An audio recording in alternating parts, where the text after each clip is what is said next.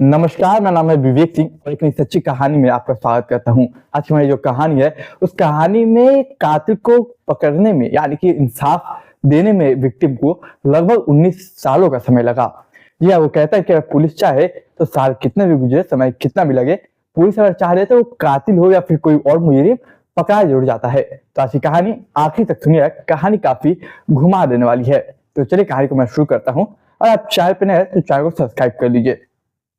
देखिए, आज का जो कहानी है वो कहानी है केरला का एक जिला है कोलम। कोलम जिले में एक गांव लगता है, आंचल गांव। इसी गांव में तारीख थी 10 फरवरी साल 2006 की बात है। एक संत अम्मा नाम की एक महिला रहती थी। संत अम्मा, उनकी एक बेटी थी और उनकी बेटी की दो जुड़वा बेटी थी। इस जो जुड़वा बेटी थी उसका केवल 17 दिन हुआ था, यानी कि उसकी बेटी का प्रेग्नेंट के बाद डिलीवरी होता है, वो केवल 17 दिन का बच्चा था। दोनों दोनों जुड़वा बेटी थी। जो तमाम डिटेल्स होते हैं वो पंचायत भवन में बच्चे का डिटेल सबमिट करना पड़ता है कि कितने बच्चे हैं, क्या है, तमाम चीजें।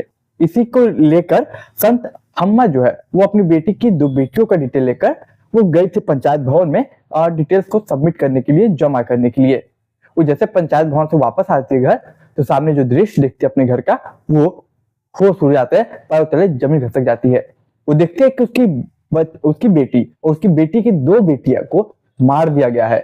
दोनों लहूलुहान है, दोनों का गला रेतकर कत्ल कर दिया गया है। ये देखते हुए वो चिल्लाने लगती है, रोने लगती है, जोर जोर से छाती पीटने लगती है। ये देखते ही तमाम जो मोहल्ले वाले, तमाम जो गांव वाले होते हैं वो आते हैं, वो भी देख के चौंक जाते हैं। इसी भागदौड़ में सभी कुछ लोग पुलिस को कॉल करते हैं। फौरन नजदीकी पुलिस स्टेशन में पुलिस आती है और इस केस को इन्वेस्टिगेट करती है। इन्वेस्टिगेशन के दौरान पुलिस पूछती है कि किसी ने क्या कुछ देखा।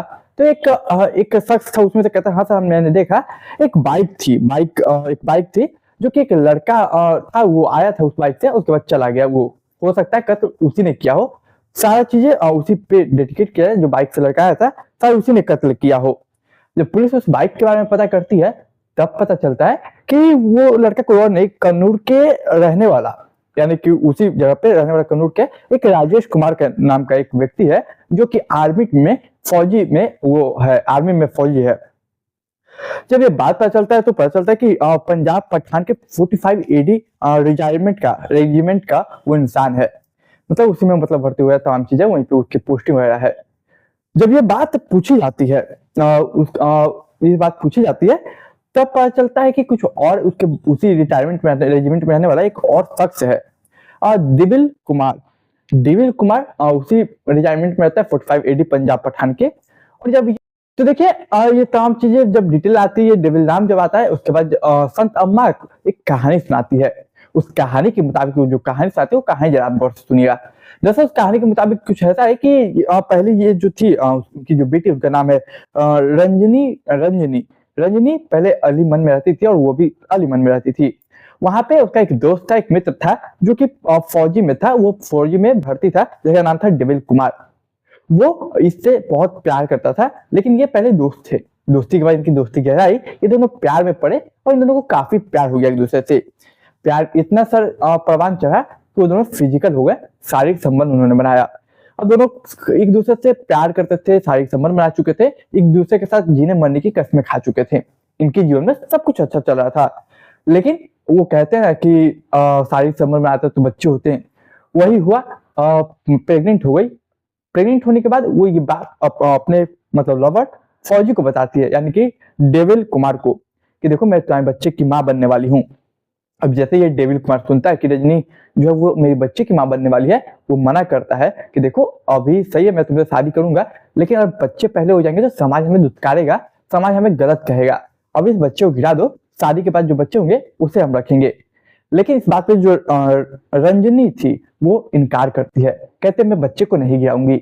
इस बात पे वो जो फौजी था वो नाराज हो जाता है और नाराज होकर वो चला जाता है। रंजनी जो थी वो फौजी की नाराजगी सह सकती थी, बर्दाश्त कर सकती थी, लेकिन अपने बच्चे को गिराने को तैयार नहीं थी। इसके बाद जो डेविल कुमार था वो चला जाता है पंजाब पठान के 45 एडी रेजिमेंट में। वहीं पे वो काम करने लगता है, जो भी होता है सेना का। लेकिन इधर जो रंजनी थी वो प्रेग्नेंट हुई थी, दिन पे दिन वक्त गुजर रहा था, वक्त के साथ पेट भी बड़ा हो रहा था। समय आता है डिलीवरी का। जब डिलीवरी का समय आता है तो उस शहर में उस जगह पे वो डिलीवरी नहीं करवा सकते थे, वरना गांव में चर्चे होते, बातें होती। इसलिए वो वहां से हटकर केरल के ही एक दूसरे जिले के हॉस्पिटल में जाते हैं जिसका नाम था AS80 हॉस्पिटल। वहां पे जाते हैं। अब चूंकि लड़की जो थी वो कुमारी थी, यानी कि रंजनी कुमारी थी। वो कुमारी जब प्रेग्नेंट हो तो ये थोड़ा मामला सही नहीं है। अब तमाम जो हॉस्पिटल में थे कई सवाल उठते हैं, लेकिन वो बोलती है कि बच्चा मेरा है और मुझे इसका डिलीवरी करवाना है। खैर वहां पे इन लोगों का इसका मदद करने के लिए, यानी कि रंजनी और उसकी अम्मा संथम्मा की मदद करने के लिए एक फरिश्ता आता है। वो फरिश्ता का नाम था अनिल। अनिल कहता है कि देखिए मैं आप ही गांव का रहने वाला हूँ और ऐसे समय में अगर अपने काम नहीं आएंगे तो कौन आएगा। आपको जो भी सहायता चाहिए होगा, ब्लड, खाना पीना, पैसे, तमाम चीजें, उसकी मैं सहायता करूंगा, मैं आपकी मदद करूंगा हर रूप से। वो बाहर इंतजार करता, अंदर ऑपरेशन चलता है। ऑपरेशन सक्सेसफुल होता है और रंजनी को 2 जुड़वे बेटी होती है। इसका उससे जब पता चलता है वो भी खुश होता है। इसके बाद देखिए इधर कई सवाल भी उठे थे। सवाल ये कि ये बच्चा है किसका। जब ये पूछा गया तो कहती है बच्चा है किसी और का नहीं बल्कि डेविल कुमार का, जो कि पंजाब पठान के 45 AD रेजिमेंट में भी है। इसके लिए वो एक एप्लीकेशन भी देती है राज्य महिला आयोग को कि अगर आपको विश्वास ना हो तो आप मेरे बच्चे का डीएनए लीजिए, आप उस डेविल कुमार का डीएनए लीजिए जो कि पंजाब पठान 45 AD के रेजिमेंट में भर्ती है, और अगर मैच ना करे तब आप हमको कहिए। ये प्रोसेस होता है और स्वीकारा जाता है एप्लीकेशन को, उसका डीएनए लिया जाता है। इसका डीएनए का दोनों का मैच किया जाता है, रिजल्ट आता नहीं है। कुछ इधर जो ये शख्स था अनिल, जो कि बोल रहा था पैसा से मत दूंगा, जो चीज से होता है खाना पीना ब्लड जो भी वो मदद करूंगा, वो कहता है एक सजेशन देता है कि देखिए बच्चा तो हो गया आपका, और क्यों ना आप जहाँ पे रहते वहां पे मत रहिए क्योंकि आप पे नाम खराब होगा, आपकी बदनामी होगी। कोई नया शहर, कोई नया जगह चले जाइए, वहां पे एक नए तरीके से अपना जीवन जिए, क्योंकि कुंवारी लड़की अगर प्रेग्नेंट हो, वो बच्चे को जन्म दे तो ये समाज जो है काफी सवाल उठाते हैं। ये बात कहीं ना कहीं अच्छी लगती है। और उसके बाद ये लोग उठकर कहीं और नहीं बल्कि वो लोग चले जाते हैं कि केरल के कोलम जगह के एक गाँव है आंचल गाँव में। आंचल गाँव में जाते हैं और जिस जगह पे वो घर लेते हैं, उस घर लेने में कहीं ना कहीं अनिल का वो हाथ था, वो मदद करता है उस घर को लेने में।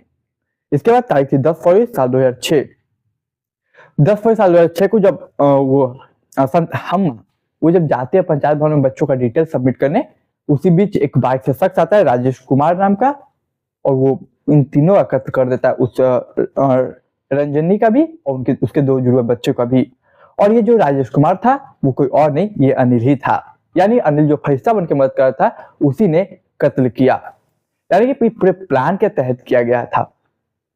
प्लान कुछ था कि पहले अनिल बन के इसने मदद किया, और जब इसके बारे में डिटेल निकाला गया तो डिटेल के मुताबिक ये अनिल उर्फ जो राजेश है वो उसी पंजाब पठान के 45 AD रेजिमेंट में भर्ती है, वो कोई और नहीं डेविल का दोस्त है। इसका मतलब पुलिस क्लियर समझ चुकी थी ये बात कि ये जो शख्स है और डेविल, उसने एक अपने दोस्त राजेश की मदद ली उसको मरवाने में। उसने राजेश को अनिल बना के भेजा था और अनिल उसकी मदद करता है, राजेश मदद करता है अनिल बनकर, और अनिल मदद करता है और लास्ट में राजेश बन के मार देता है। उसका वो भाग जाता है। पुलिस फौरन अपने अरेस्ट वारंट लेके वो 45 पहुंच जाते हैं, यानी कि पंजाब पठान 45 AD रेजिमेंट। जब वहां पे जाते तो पता चलता है डेविल कुमार हो या फिर राजेश हो, राजेश उर्फ अनिल जो कह लीजिए, वो दोनों फरार है, वहां से भाग चुके हैं। अब पुलिस इनकी तलाश शुरू करती है। जब तलाश शुरू करती है तब वो मिलते ही नहीं है। इधर जो मरने से पहले जो एक टेस्ट हुआ था, डीएनए टेस्ट, जो कि हॉस्पिटल में किया गया था एप्लीकेशन लिखकर राज्य महिला आयोग को, वो टेस्ट से ये बात साबित होता है कि वो जो दोनों बच्चे थे, वो रजनी के जो दोनों बच्चे थे, वो किसी और के नहीं बल्कि डेविल कुमार के थे। खैर वो रिपोर्ट आने में काफी देर हो गई और मरने के बाद पता चला कि वो बच्चे उसी के थे। ये बात की पुष्टि होती है, लेकिन अब सवाल था ये दोनों को पकड़ा कैसे जाए, खोजा कैसे जाए। पुलिस तमाम जोर लगा देती है, शोर लगा देती है। ये बात सोशल मीडिया पे आती है, काफी वायरल होती है। वक्त गुजरता है लेकिन वो पकड़े नहीं जाते। तो इसके बाद इस केस को सीआईडी को सौंप दिया जाता है। सीआईडी खोजती है, छानबीन करती है कुछ साल, लेकिन नहीं मिलती। साल 2010 में हाईकोर्ट जाती है संथम्मा, वहां से अपील करते हैं कि सीबीआई को केस दिया जाए।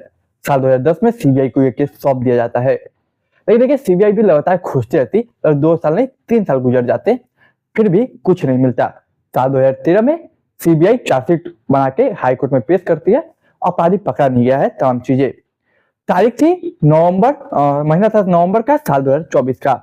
यही के एक केरल के ही एक थे एडीजीपी मनोज अब्राहम, वो तमाम ऑफिसर के साथ बैठे हुए थे।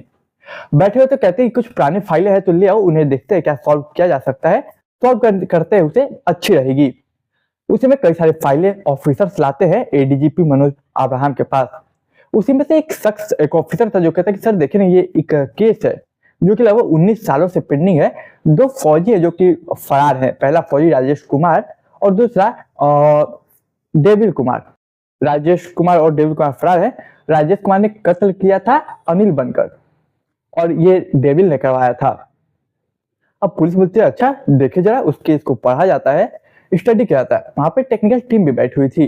टेक्निकल टीम जबकि इतना समय हो चुका था तो चेहरे, हाव भाव, शरीर का बॉडी स्ट्रक्चर, काफी चीजें चेंज हो जाती है। टेक्निकल टीम पहले की फोटो लेती है और फोटो की मदद से देखती है पुलिस टेक्निकल टीम कि 19 साल बाद कैसा वो दिख सकता है। इसके लिए वो एआई यानी आर्टिफिशियल इंटेलिजेंस की मदद ली जाती है, तमाम टेक्निकल चीजों की मदद ली जाती है। इसके बाद और एक प्रॉपर स्ट्रक्चर रेडी किया जाता है, उस स्ट्रक्चर के मुताबिक और रेडी करके जो कि लगभग 90% उस चेहरे से मिलना चाहिए जो कि पहले था। इसके बाद उसको फेसबुक पे पोस्ट किया जाता है और फेसबुक पे देखा जाता है कि क्या कोई ऐसा चेहरा है। एक उसी बीच उसी फेसबुक पे पोस्ट करने के बाद एक चेहरा मिलता है, एक आईडी मिलती है जिसका नाम था विष्णु कुमार। वो जरा पौंडीचेरी का था। पौंडीचेरी में एक विष्णु कुमार नाम का शख्स था, उससे 90% चेहरा मिल रहा था। अब जब पुलिस देखती है तो फौरन पुलिस की टीम रवाना होती है पौंडीचेरी और पौंडीचेरी जाकर विष्णु कुमार जो कि शादीशुदा था, जो कि विष्णु कुमार इंटीरियर डिजाइनर था और अपनी उसकी जो पत्नी थी वो शिक्षिका थी, उसे शादी किया था और कई सालों से यहाँ रह रहा है। जब विष्णु कुमार को उठाया जाता है, पूछताछ किया जाता है तो बोलते साहब क्या कह रहे हो, कौन हूँ। लेकिन पुलिस जब थाने लाती है, अपने पुलिस अंदाज में पूछताछ करती है तो विष्णु कुमार टूट जाता है, कहता है हाँ मैं ही हूँ। अब सवाल ये था ये विष्णु कुमार है कौन, तो विष्णु कुमार और कोई नहीं डेविल कुमार था। अब सवाल ये कि आखिर राजेश कुमार कहाँ है, तो वो कहता सर वो भी वही है पौंडीचेरी में ही। दरअसल पौंडीचेरी में राजेश कुमार भी इंटीरियर डिजाइनर होता है, वो भी एक शिक्षिका से शादी किया जाता है, उसे भी उठाया जाता है और दोनों से तसल्ली से पूछताछ किया जाता है।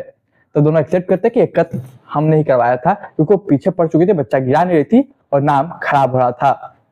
इधर उसने डीएनए जो करवा दिया था वो डीएनए से कहीं ना कहीं मेरा मैच होता, ये मुझे पता था और मैच होता तो मुझे मजबूरन उससे शादी करनी पड़ती। जब देखे ऐसे कबूल कर ले तो उसके बाद बोलते सर एक बात बताइए, आपने मुझे खोजा कैसे, पकड़ाया कैसे।